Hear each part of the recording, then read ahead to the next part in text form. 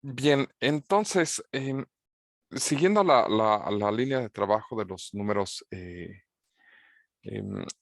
racionales, una de las propiedades que se revisan es, bueno, los números racionales son densos, es decir, vamos a ver la densidad. La densidad de los racionales. ¿A qué nos referimos con la densidad de los números racionales? Si nosotros tenemos dos números racionales, digamos un número P y un número Q, ¿sale? Entre ellos es posible encontrar otro número racional.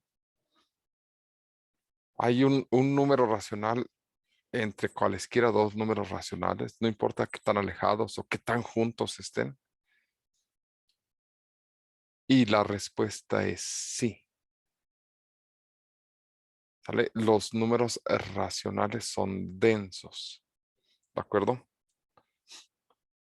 El número P más Q entre 2 es un número, ¿sale? Que cumple con la propiedad de que es mayor que P, pero menor que Q, ¿de acuerdo? Y esto significa que no importa qué números racionales a ustedes se les ocurran, siempre va a haber un número racional entre ellos dos. Esto significa que siempre podremos encontrar un número entre dos números racionales. Y por lo tanto, pues se nos puede ocurrir cualquier sucesión de números racionales o tener cualquier operación y va a existir porque las operaciones son cerradas, ¿saben? La suma y el producto son operaciones cerradas y aparte hay una cantidad enorme de números racionales y siempre hay un número racional entre dos números racionales que nosotros se nos ocurra. Entonces, en principio, el conjunto de los números racionales es el conjunto de los números que vamos a ocupar el resto de la vida, ¿de acuerdo? Y entonces es cuando empezamos a cambiar las notaciones de una notación de fracciones a una notación decimal, porque pues, podemos hacerlo, ¿vale? La notación decimal es como, por ejemplo, cuando tenemos 3.75, por decir algo. Esta notación decimal también es posicional, ¿sale? Cada posición, así como con los enteros, era un producto con respecto de 10, ¿sale? Cada posición después de un punto decimal es una notación de división entre potencias de 10. En realidad, este número se debería describir como 3 por 10 a la 0, que eso nos da el 3. Pero después sería más 7 sobre 10 a la 1, más 5 sobre 10 al cuadrado. Esto, ¿sale? Es la notación decimal que estamos trabajando. Obviamente, este es un número racional, ¿de acuerdo? Porque al final del día, este 3, este 3 es como si lo tuviéramos a la 1, más 7 sobre 10, más 5 sobre 100. Y esta es una forma de representar el 3.75 como una fracción, ¿de acuerdo? Es decir, hay una equivalencia entre este número y un racional, ¿de acuerdo? Y siempre la va a haber, esa es la ventaja de la notación decimal. Y en principio ya no tenemos que escribir todo con fracciones, sino lo podemos escribir en forma de notación decimal, entendiendo que esto es lo que significa. Estamos sumando en realidad fracciones que dependen de potencias de 10 o que simplemente recorremos el punto decimal, el número de veces que sea necesario, y ese va a ser el número de ceros que va a acompañar al 1. Esa es la forma de escribir cualquier número en notación decimal. ¿De acuerdo? Y la vida es hermosa con los números racionales y podemos trabajar con ellos sin ningún problema. Hasta que nos enfrentamos al siguiente problema.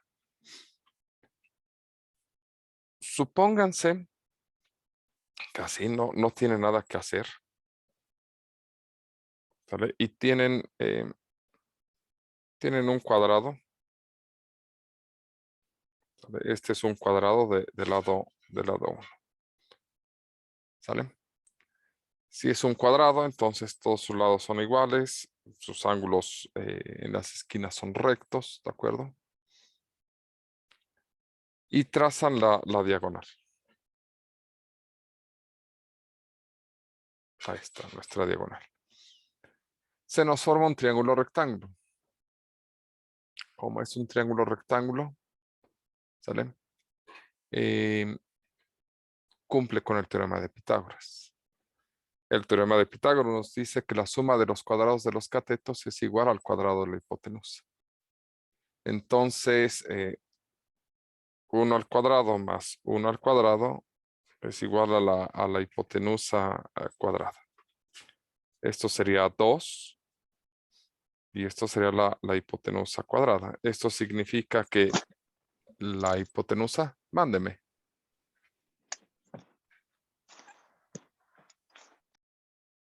Ok. Esto significa que la hipotenusa sería un símbolo, ¿de acuerdo? Que lo denotaríamos con la operación inversa del cuadrado, que sería la raíz. Es decir, la hipotenusa es un símbolo que en estos momentos es, o denotaríamos con raíz de 2, ¿de acuerdo? Bueno,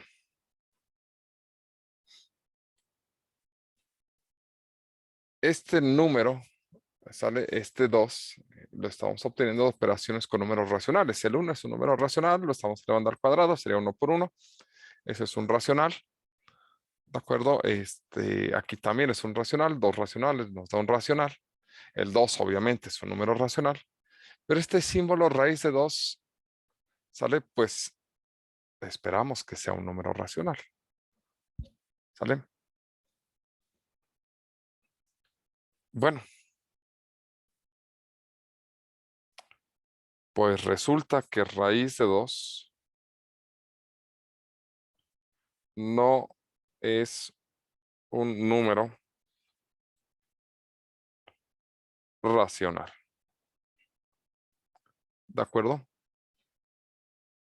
Es decir, otra forma de escribirlo pues es que 2 no está en los racionales.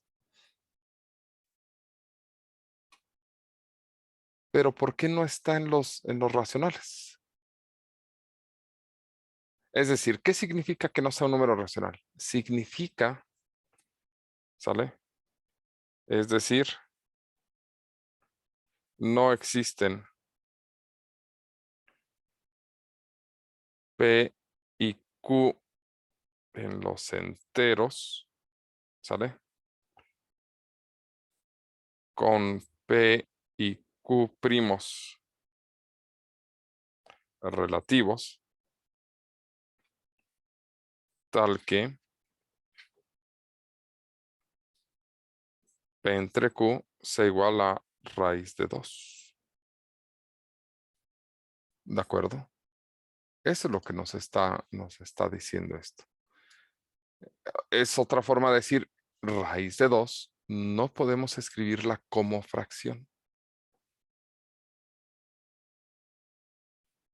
¿Sale?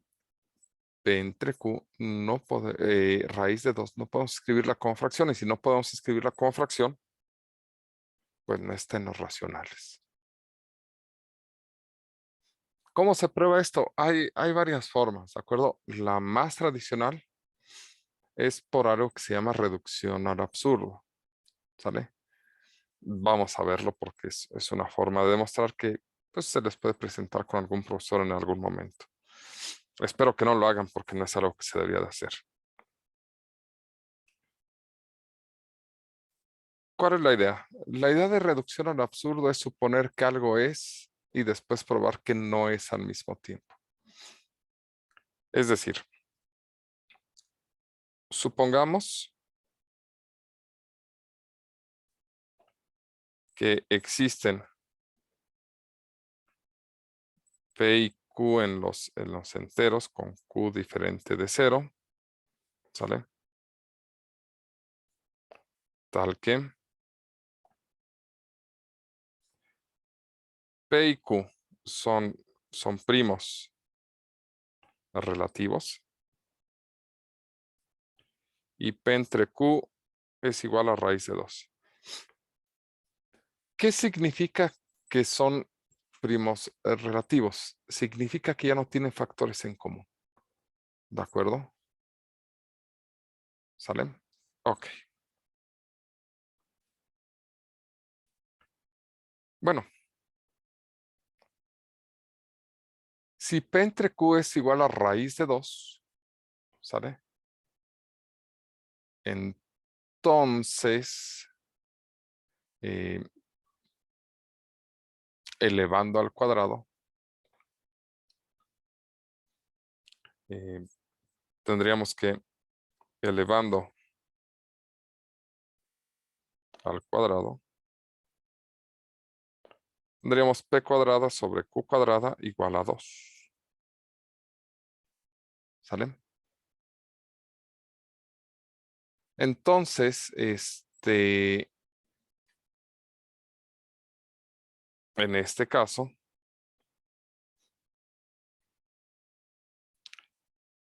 multiplicando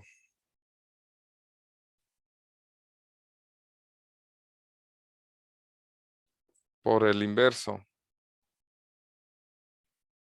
de Q cuadrada, tendríamos que P cuadrada es igual a 2Q cuadrada. ¿De acuerdo? Y esto significaría, ¿sale? Esto significa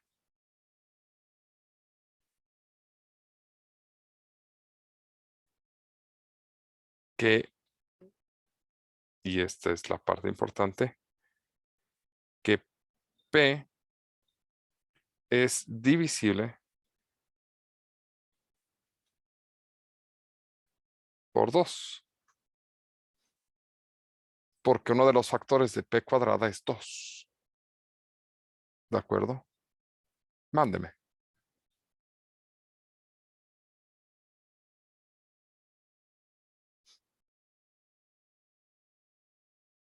Uno de los factores de P cuadrada es 2, entonces P también tiene que ser divisible por 2. Así, P puede ser escrito como P igual a 2 por R, porque uno de los factores de P es 2.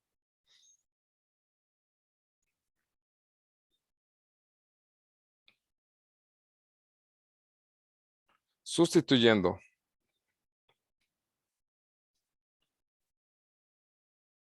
2R en lugar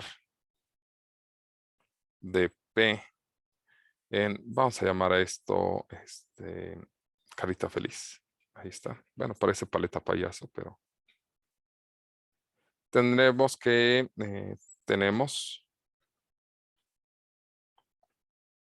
que 2R cuadrada es igual a 2Q cuadrada. Esto es 4R cuadrada igual a 2Q cuadrada. Y dividiendo izquierda y derecha entre 2, tendríamos 2R cuadrada igual a Q cuadrada. ¿Sale?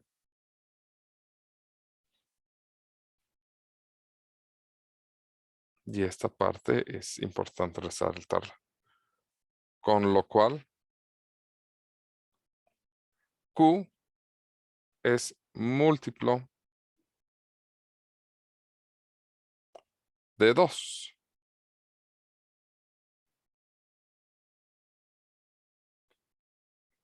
Es decir,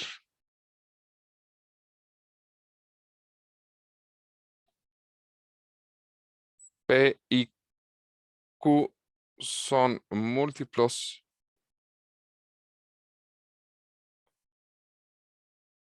de 2 y por lo tanto P y Q tienen un factor común, que es 2 y por lo tanto P y Q no son primos relativos.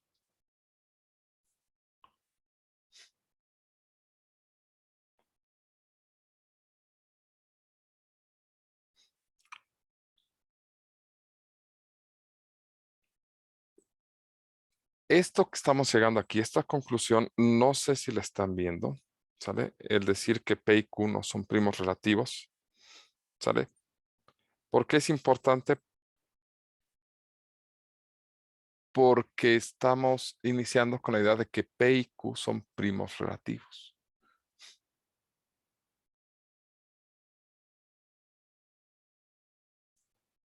Y el chiste está en que piénsenlo desde el punto de vista de la lógica. Estamos, si esta, por ejemplo, la llamamos, esto lo llamamos P, no, mejor otra letra, vamos a llamarlo R. Esto sería no R, ¿sale? Porque es la negación de la primera frase.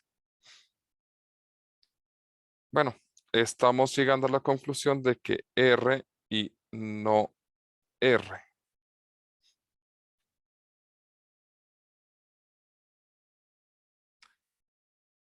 R y no R, ¿cómo se llama? A ver, para eso voy a construir la tabla de verdad. R, no R, R y no R. Verdadero, falso. Si R es verdadero, no R es falso. Este sería verdadero. Y este es falso y este es falso. ¿Cómo se llama cuando algo siempre es falso?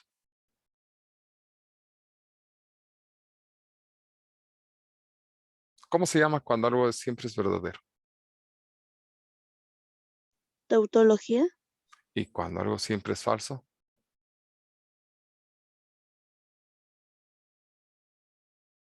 Sí, la tautología, sí. Eso es la más importante, ¿de acuerdo? Contradicción. Perfecto. Excelente. Si bien es importante identificar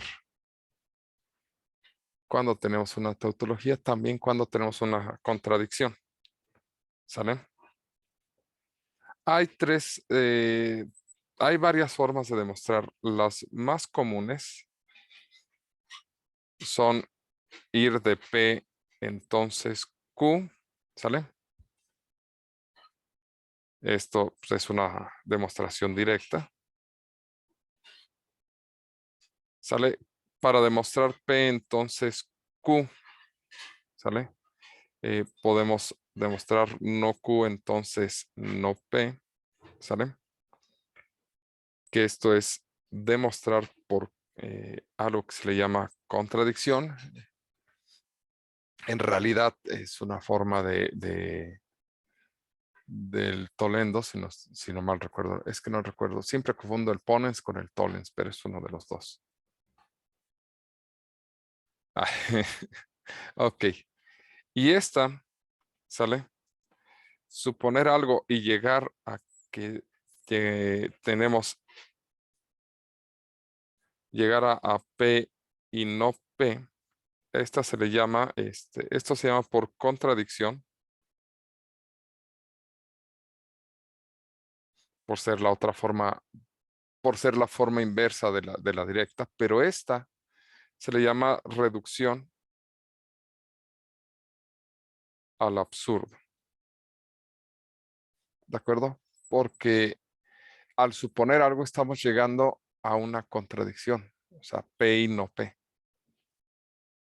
Esta generalmente la forma más tradicional que lo van a encontrar en los libros es una forma P y no P. ¿De acuerdo? ¿Salen? Entonces, es muy común. Pero bueno, ese es por parte de la historia de la lógica. Por parte de la historia de los racionales, estamos encontrando un número que no es racional, ¿de acuerdo? Encontramos un número que no es racional, ¿sale? Y esto destruye mucho del trabajo que se tiene. Porque, bueno, no destruye. En realidad suceden dos cosas cuando uno encuentra cosas nuevas en matemáticas. ¿Sale? Estamos ante raíz de 2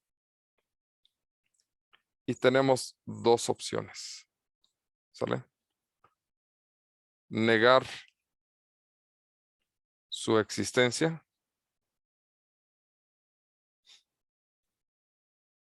y extender los números negar su existencia y conservar los números racionales.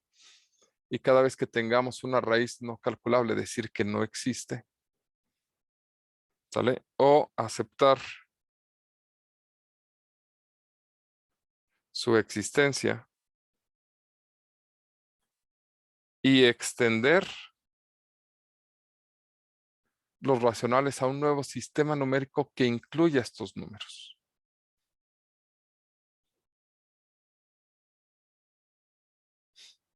¿Quiénes son estos números? ¿Cuántos hay? Igual y nada más es raíz de 2. Pero resulta que no. Resulta que raíz de 2 y todos los múltiplos enteros con raíz de 2 no se pueden escribir como fracción. Y la raíz de 3 tampoco se puede escribir. Y la raíz de 6 y la raíz de 7 y la raíz de 5. Hay muchos números. Muchísimos números. Y se crea un nuevo conjunto. El conjunto de los números irracionales.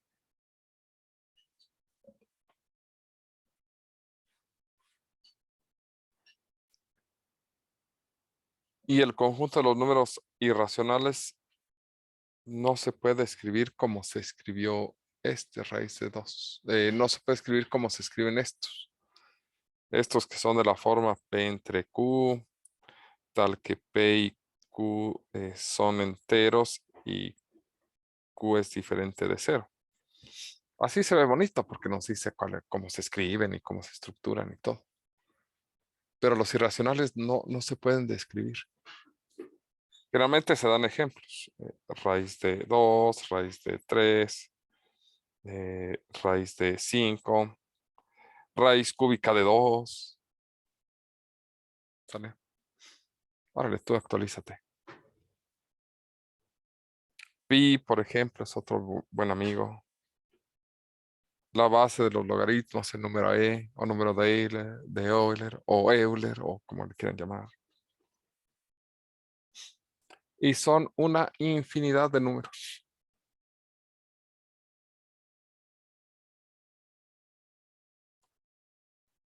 Si aceptamos su existencia, ¿sale? Entonces,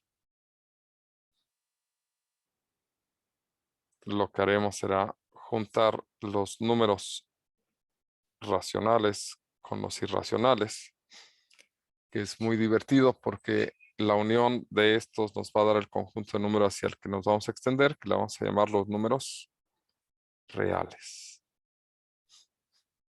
Y la otra cosa curiosa es que los racionales intersección los irracionales es vacío.